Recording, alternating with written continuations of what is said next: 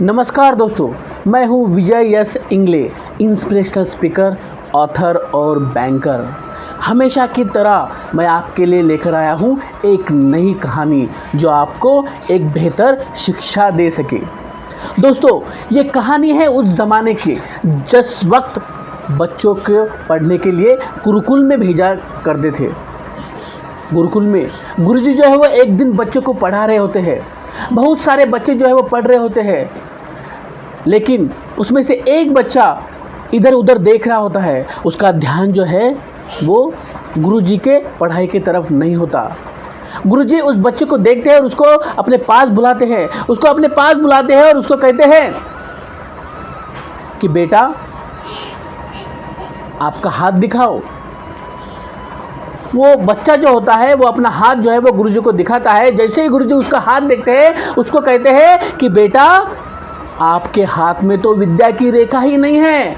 इसका मतलब ये है कि आपके ज़िंदगी में पढ़ना ही नहीं है।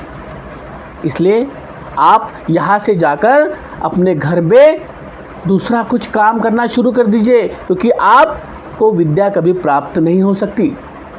तभी वो गुरुजी क्या कहते हैं, एक दूसरे बच्चे को जो है उस लड़के के सामने खड़े करते हैं, उस बच्चे के सामने खड़े करते हैं और उस दूसरे लड़के का हाथ जो है उस बच्चे को दिखाते हैं और कहते हैं, ये होती है विद्या की रेखा जो आपके हाथ में है ही नहीं।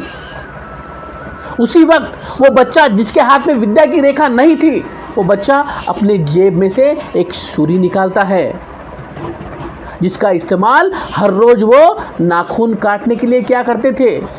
और उस छुरी से वो बच्चा जो है अपने हाथ पर विद्या की रेखा जो है वो निकालता है।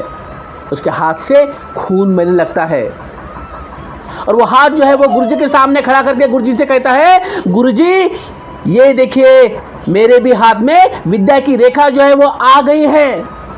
अब क्या मैं अब पढ़ सकता हूँ? उस बच्चे की ये जिज्ञासा देखकर, ये जिद देखकर वो गुरुजी उस बच्चे को पढ़ाने लगते हैं।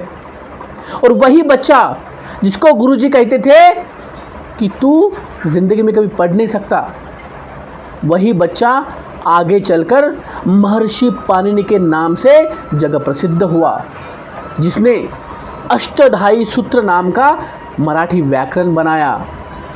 2700 साल के बाद भी उनके जैसा व्याकरण ना बना ना बनेगा। दोस्तों, कहानी का सार क्या है? कहानी का सार ये है कि चाहे लोग आपको कुछ भी कहे, अपनी लगन और दृढ़ इच्छा शक्ति से हम इस दुनिया में कुछ भी हासिल कर सकते हैं।